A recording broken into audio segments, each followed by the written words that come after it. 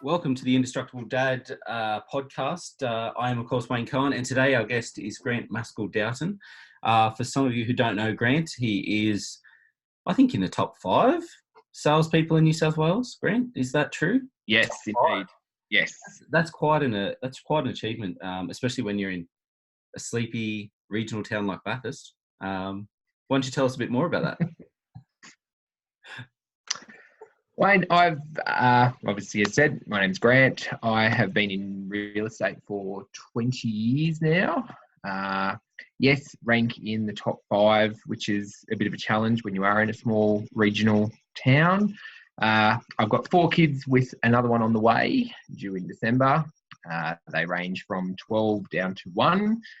And yeah, I have one wife, Karina, and yes, we've been married for 5 years. Yep, 5 years, but been together for about 13. That's fantastic. That's fantastic. So you had Noah's the oldest? Noah's the oldest, then Maya, then Hope, then Jake, and baby unnamed. Baby unnamed, TBA. So was Noah part of the best man? Noah and Maya both were at the wedding. Yep. So we lived in separate towns when we had Noah, and then Karina moved back to Bathurst. So we started our family here. Then we got engaged and we had Maya. Every time we go to get married, we seem to have another baby. Yep. So we got married after we had Maya, and then since then have had Hope and Jake, and this one coming in December. Fantastic. So, you know, I know the drill. You know, it's 4 kids. We've got 4 as well, and the routine takes over. You know, yes. Sometimes, dads. I mean, sometimes you can get into that routine where you think you're on autopilot. You know, you just totally go through the motions. You're present. You know, you're present with your kids. You have fun and everything like that. But there's just, you're just on autopilot. There's nothing to it. Same. Well, you need to, because there's so many of them and so many things to do. It's hard to break that routine without throwing a huge spanner in the works. Absolutely. So where along the lines for Karina and yourself, what do you guys do to keep sane? I think is the best way to. I think a big thing for us was after we had our 3rd child, Hope, Karina decided to give up her career to allow me to pursue mine. Karina is a midwife, so her shift work was a challenge in amongst my career and having a young family. Yep. So we made the joint decision that she would give her career up to allow me to have my career and also for us to have a big family. Yep. That was probably the first step in getting some normality into our life, because we found when she was working all the time, we were literally just juggling kids. We had no quality time at all. It was just, who's going to pick this kid up from here? Who's going to do this? Who's going to do that? By her doing that, it was a huge sacrifice for her. She loved her career, but also loves being at home with kids. So we'd live a lifestyle that allowed her to not work. Yeah. And that was probably the first step in getting some form of routine in our life, where I work 6 days a week, fairly long hours. The kids need a parent to be present. So I'm present when I'm here, but the fact that they've got her all the time really helps me when I get home to be able to spend time with them, because there's stuff done. Yeah. I'm not just a Nazi coming home going, do this, do that, do this, do that, and picking them up and running them around everywhere. Yeah. So that's probably the first thing. We're not huge stiflers for massive routine. I go to the gym 2 or 3, I'd like to say 3 to 4 times a week, but it's really 2 to 3. I'm going to say 2 to 3 times a day, and I was like, no, not quite. But I basically give up sleep time to go to the gym. So I get up at the crack of dawn to get there. So I don't miss out on time with the kids. So I'm usually getting home as the kids are getting up. Yeah. Which helps massively, because at least that gives me the opportunity to do that as well. Yeah. By Karina being at home with them as well. Absolutely. And going to the gym 2-3 times a week, do you feel obviously you probably feel better after going. You obviously Absolutely. there's a lot of head talk while you're there going, why the hell am I out of bed for this? This is ridiculous. That's pretty much from the feet hitting the ground to the bathroom to get to the car.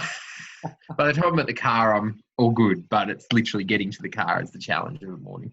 Well, especially here in Bathurst, what, -4 last week or -5? Yeah. It was -5 or -6 last Wednesday morning when I went. That's bizarre, isn't it? You know, it's Mm. dedication. I mean, I chickened out because last year I was going, first thing in the morning, but I realised I was aware of everything. Yeah. So this time around, I tweaked it a bit. I don't go now till about 9 o'clock after I do school drop off, but Yep. by the time I wake up, contacts in and dressed, like I'm already in my gym clothes, so I can't back out. Yeah. You know, Yeah. if my feet touch. See, I found that I couldn't do that because of my work. Yeah. I was giving up too much because as soon as 8 o'clock hits, my phone starts ringing. Yeah. So it's sort of like, well, then I'm giving up an hour at that time, then I'm just playing behind all day. Whereas if I go at 5:30, 6 o'clock, I hit the ground running and I'm right to go. Yeah. But the challenge is literally getting out of bed. Yeah. Yeah. Cool. And is there any gym? Is there any goal from the gym?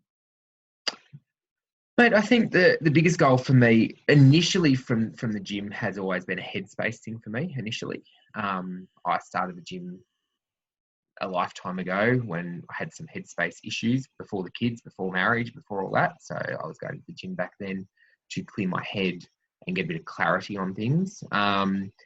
And that's where it sort of stemmed from. The fitness is important, and I've got very, very fit and energetic kids, so I like to keep up with them. That's what it's turned into. But initially, it was very, very much for my headspace, and I find I can hit the day better for that hour of just clarity of not having to worry about anything else but what I'm doing at the gym. So there's no tech, no nothing. It's just me and a bike or a treadmill or weights or whatever it may be. Yeah.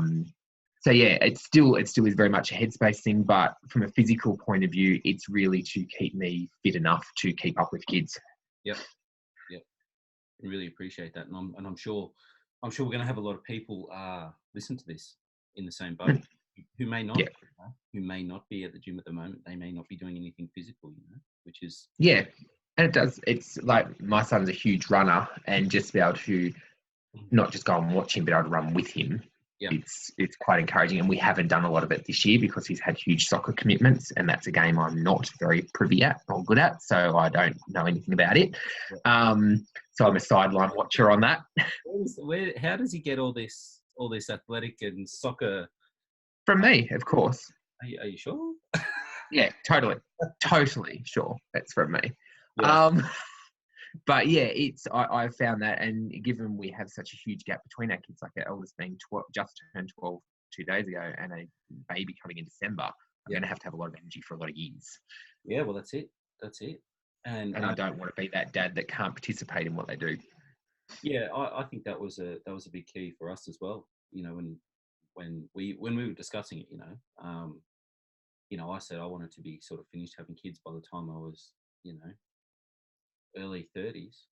For that one reason, Yeah. So I was supposed to be finished by early 30s too. Yeah. Well, sometimes you just not quite.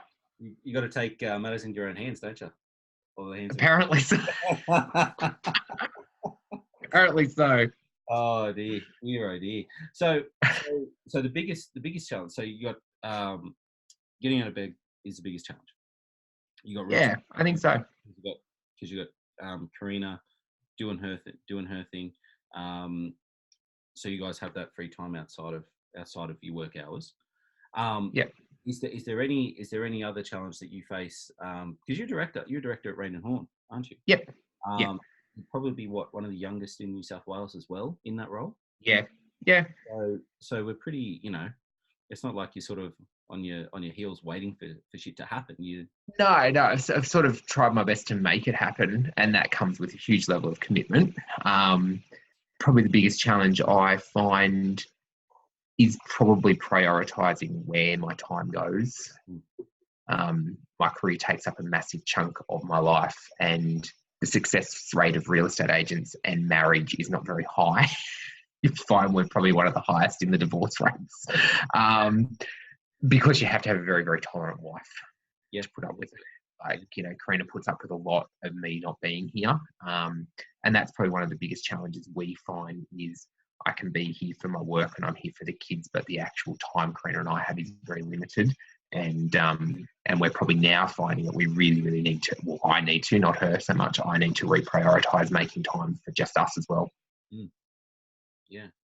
Yeah. So I mean, with that, we come from very, very similar childhoods, don't we? I mean, Totally. I think it's borderline scary how similar they are. I actually don't think it's borderline. I think it is actually scary how similar they are. Like, our listeners and viewers will sort of know now. Yep. Our mums were friends at high school, best friends at Kelso. True. Yep. Dads went pretty much from kindergarten all the way through to year 10 together. Yep. In the exact same classes, and they lived 4 doors down from each other. Yeah. A block at the most. Out at sunny Gorman's Hill. Your parents, obviously, they had you probably about 6 months before I was born. Yep. So obviously, there was something very well planned in their late teens. I was. Oh yeah, exactly. Late teen baby, bang, here we go. Yep. Obviously, both of our parents, both of our families didn't last long. I think there was probably 2 years. My folks split when I was 1, so 1 year. Yeah, and mine were 2. Yep. So we come from both broken families, I guess you could say. Yep. Divorced parents. So we didn't really. So we're somewhere along the lines, right? There's a belief structure for us as kids. Something was going on for us as we were growing up. Going right. This is pissing me off, basically. Yeah. When I grow up. And I don't even know if we even thought of it mentally, but subconsciously, I reckon we did. When we grow up, when we do this, when we do that, how am I going to do it differently? So that I don't do the same thing, Totally. I feel I'm making up for lost time by having a big family with 4 kids. You're probably doing the exact same thing. What's a belief structure that you sort of hold, like a value that you hold really, really close to you to go, right, okay, if I want to spend more time with the kids, if I want to be the dad, if I want to be this dad and this sort of male influence that's just so positive and so everything, what is it that I hold to be true, Look, I think a huge thing for me is being there for the kids. Like just being there. Like I found, I guess to a degree, my parents did what they felt was the best they could do. I hope that's how they felt. And I've never quizzed them on it. I don't need to quiz them on it. I believe that they did what they thought was right. Yeah. But I think from my point of view is I felt very isolated and alone growing up because I was an only child. And separated parents and pretty much forced to be an adult very quickly because there's no other kids around. Yeah. So from my point of view with the kids, I want them to be kids. I don't want them to have to grow up too quickly. I want them to be able to go and enjoy things, but I also want them to know that we support them in what they choose to do. So, I've got Noah that loves soccer. Now, I don't know the first thing about soccer. They yell out that he's off centre or whatever the bloody thing they say he is, and I'm like, I don't know what that means, but yeah, okay, don't do it.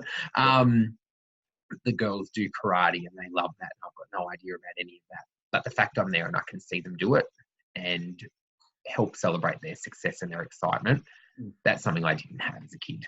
Yeah. So that's what I want our kids to have, and I want them to always come to us and discuss things with us openly, whether we want to hear it or not. But then they know that we're here to talk to them. And probably out of all of that, I want them to have a safe place that they know that no matter what happens, they're safe with us. Yeah. Because that was probably what I lacked growing up. I didn't necessarily feel safe or protected by my parents. Yeah. Yeah. Oh, I completely get that. Yeah. Yeah. Completely get that, Yeah. It's, and I mean, it was a different time back then too, wasn't it? I think absolutely a lot of that stuff is I'd like to think there's less of it now, but I think. Well, I think you got to be even more cautious now with your kids. There's so many influences out there, so many different things that they can learn, read, see, visualize, all those sort of things. You want to protect them, but you've also got to allow them to learn it themselves too. Yeah, absolutely. Has Noah asked you for a phone yet? He got one 2 days ago.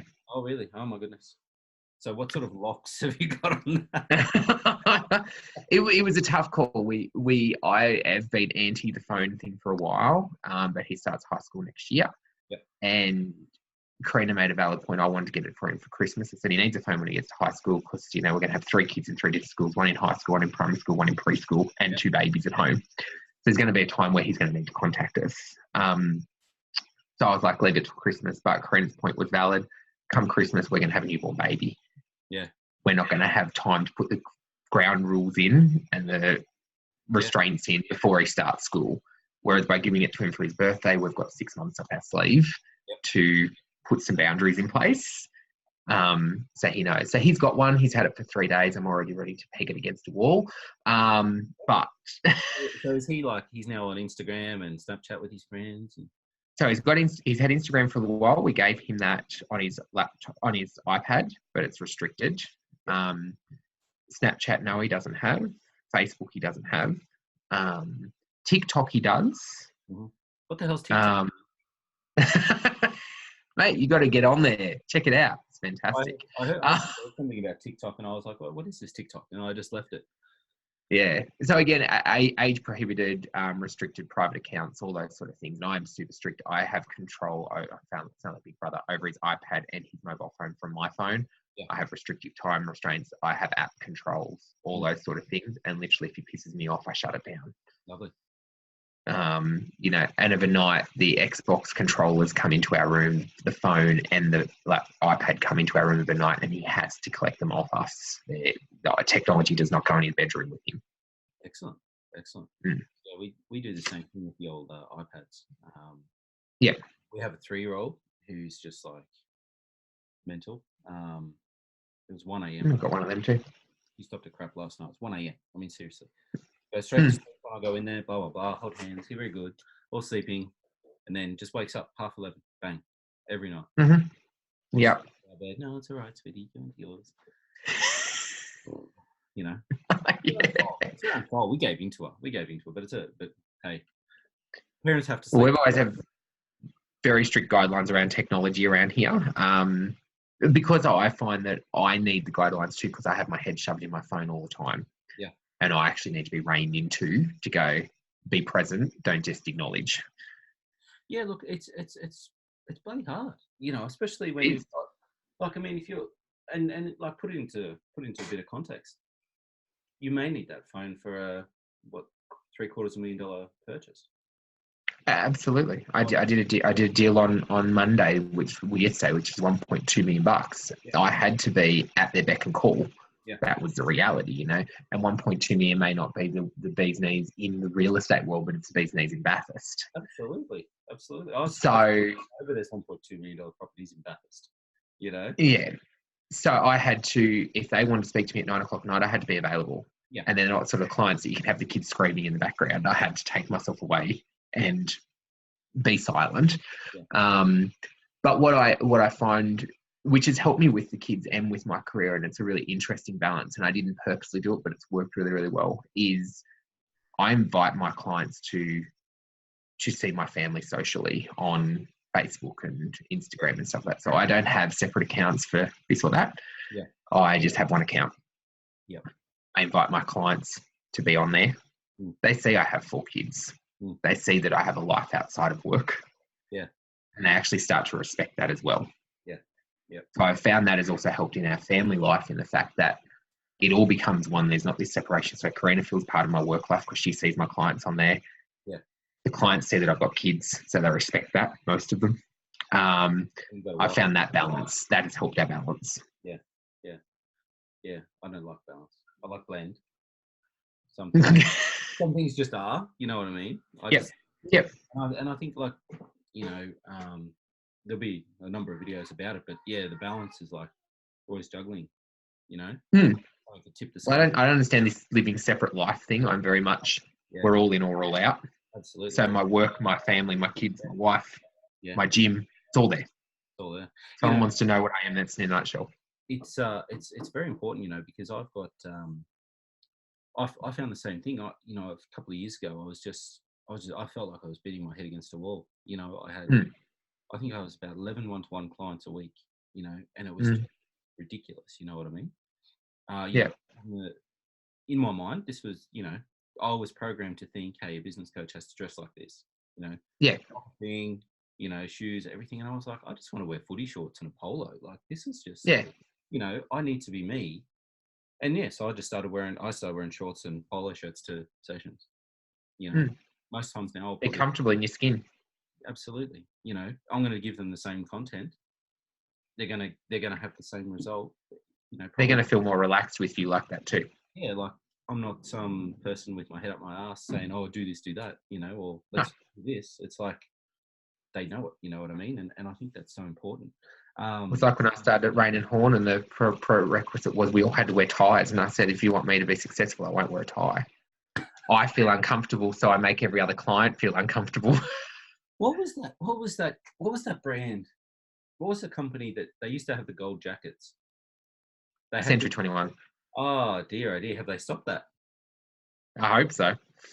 I remember up in the Blue Mountains, I was selling copiers at the time, and I had 3 meetings that day in the Blue Mountains, each with a one. I think it was like Katoomba,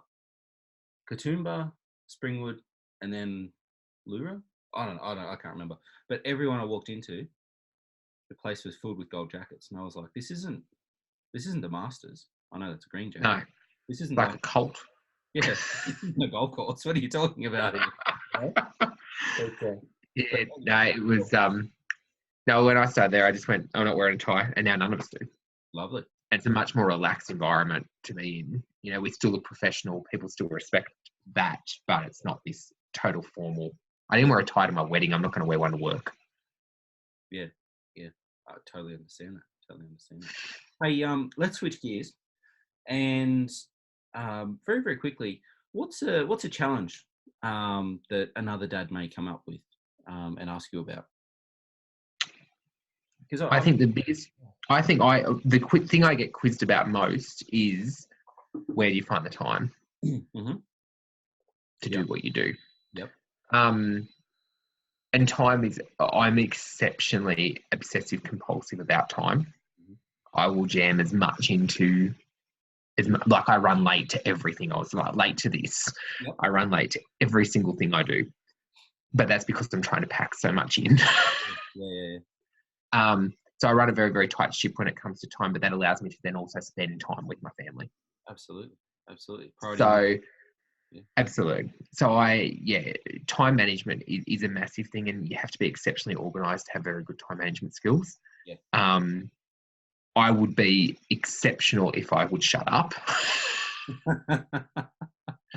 But I get caught up in a conversation and I run late to everything afterwards. But yeah, the most common question I get is how do you find the time? And I go, well, you make time. If you want something, you go and make it work. It's like when we had, Jake at 4:00, I'm like, I'm never going to get back to the gym. Well, I'll go to bed an hour earlier and I'll get up an hour earlier. Get the same amount of sleep. Absolutely. Just get up an hour earlier. Yeah. You make things work.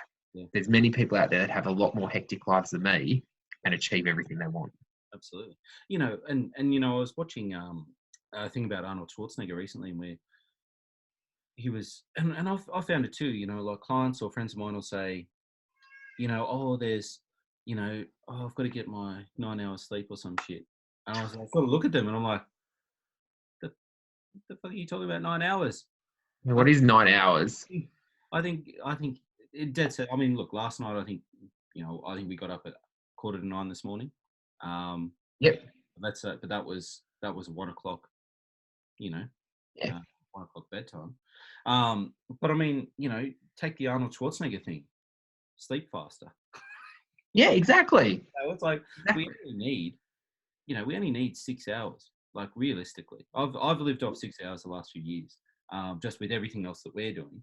Well, I also think that it's not so much quantity, it's quality. Get good sleep. Yeah, good sleep. Good sleep. Good sleep. No kicking. No No kicking. back or anything like that. Exactly. Good quality sleep. Absolutely. So what we'll do, and we'll start the whole wrapping up of this this podcast. We're gonna dive into your work life, Mm-hmm. and it's called the entrepreneurial 60-second round. Mm-hmm. So you may not have any answers to this, and that's Hit me with it though. Let's just give it a go. all right. So, favorite business book? Sorry. Your favorite business book? Rich Dad Poor Dad. Rich Dad Poor Dad. Fantastic. Most influential CEO or entrepreneur in your life to date? John McGrath. John McGrath. Please. How many hours of sleep do you get a night? 7. 7. Lovely. One motto to share with all dads, whether they're business owners or not? Take life by the balls and run with it. Fantastic. And I think we've probably already covered this. What's 3 you habits, as in Grant habits, you work really hard on, or you will be working really hard on over the next 12 months? Time management, Mm-hmm. mental health, Yep. just having that time for mental health, downtime. And interestingly enough, a big one I think for me is, it sort of goes back to mental health as well, is sort of meditation sort of scenario, just tuning out and having your own time for you. Yeah, absolutely. Just on meditation, it may be coincidence, it may not be coincidence. Recently, over the last week, Katrina's been listening to like just a sleep meditation thing. Mhm. And every day she asks me, did you listen to that last night, blah, blah, blah? And I'm like, no, I fell asleep straight away.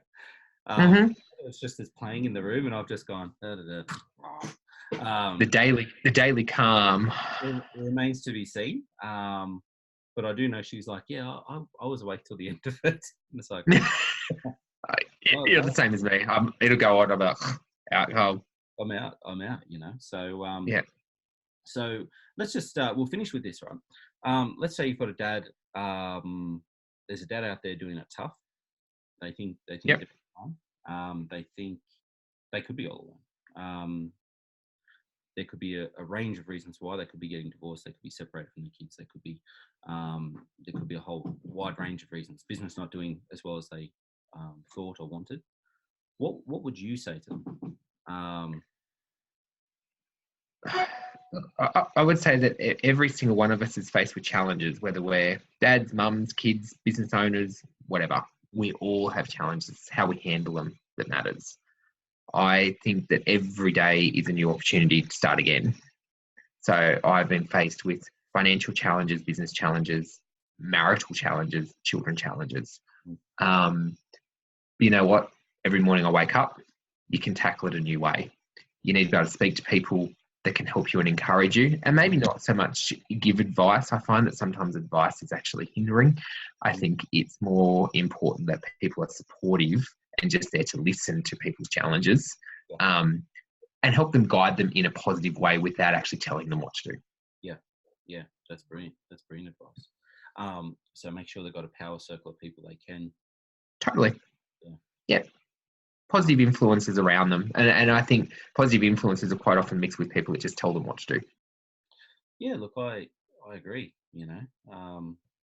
There's, you know, it's so difficult, you know, for people, you know, a lot of people giving advice, and not just personally, but also in business. You know, I remember there was one client sticks out, husband and wife team back in Goulburn. And he wanted business coaching. He was like, geez, I need help. And she was like, well, you went into business for yourself. You got to figure it out. You know what I mean? I was like, yeah, full support. Well, what? We need to help him. I ended up coaching him for free just until he got to a certain level. And I was like, right, once we get here, you're going to start paying. But you got to do this because you're going to go under. And then the ramification of you going under is, you know, obviously internally. Absolutely. Everyone fails. I failed a fuckload of times. I'll probably fail a few more times, you know. Failure is not an issue. It's how you recover from it, mate. It's a great learning curve, isn't it? You know. Absolutely. I love it. I've failed many, many times in my life too. but yeah, I think having that power circle is so important. I think you got to be very, very careful of when you're in a down spot, is being very, very cautious of the people that pretend to be your friend but feed you with the drama. Mm. You need to avoid the drama at all costs. People will love to feed on your drama and make it 10 times worse.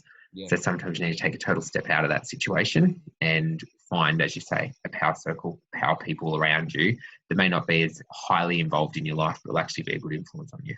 Absolutely. And I think for me, that's something that I grew up with. You know, I I safe to say my parents basically got divorced because of a rumor started by my mum's sister. Yeah. Like, what's that shit? How could somebody other than the person, your number one person in the universe, why would you listen? Why would you listen to anyone else but that person? Absolutely. You know what I mean? Because you're searching for drama. Yeah, searching for drama. I'm anti-drama. I don't even know. I don't even know how to classify that. You know, as a belief. Anti-drama, gone. Bye. Don't know you. Yeah. So yeah, cool. Move on. Well, thank you very much. Thank you very much for being our number one guest on the Indestructible Dad podcast. Happy to do it. Happy to help. We'll have this uploaded by the end of the week, and I think you need to send me a bio snap as well. I don't know. I'll just have to download it off Raine and Horne's website. Yeah, just go on there. You'll find everything you need to know about me on there, mate. Fantastic.